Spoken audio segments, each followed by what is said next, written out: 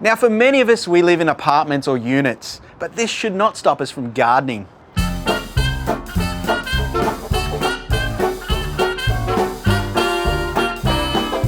Now some of us have great views and others not so, but there are some key considerations when gardening on a balcony. Firstly, balconies are notoriously windy. Now I hate the wind, and this stems from when I had a nursery. That's because the wind can cause much havoc on your plants. The other consideration is heat.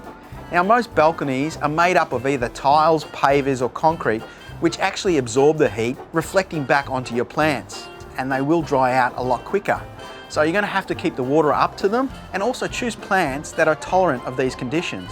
Things such as geraniums, rosemary, cycads, yuccas all do well in these kind of environments. Not only do balconies get really extremely hot in summer, they can get really cold in winter. And because you're planting in a pot, the soil temperature is actually going to drop more than if you were planting in the soil. Now a couple things I recommend to do is to mulch your pots. However, don't use stones, as these tend to actually heat up and burn the plant's roots. One of the differences with balconies in terms of exposure is that there doesn't tend to be many trees around, so you don't get a lot of shade. Also, potentially you might have a southerly facing balcony, which means that you're going to get less light, or you might have a neighbouring building that blocks out a lot of that light.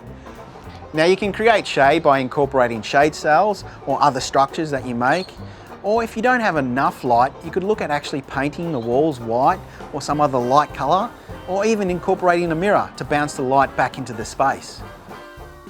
The other consideration is the weight. Now you bring all of this stuff up here, the last thing you want to do is to actually end up back down the bottom there. Think about the pots and the planters that you use. Go for lightweight materials such as fiberglass or plastic pots. The other thing is the plants themselves. Quite often I find plants that are suitable for coastal conditions work well on balconies. Overall, plants are not expensive, so have fun and experiment, and you'll find a plant that is right for you and your space.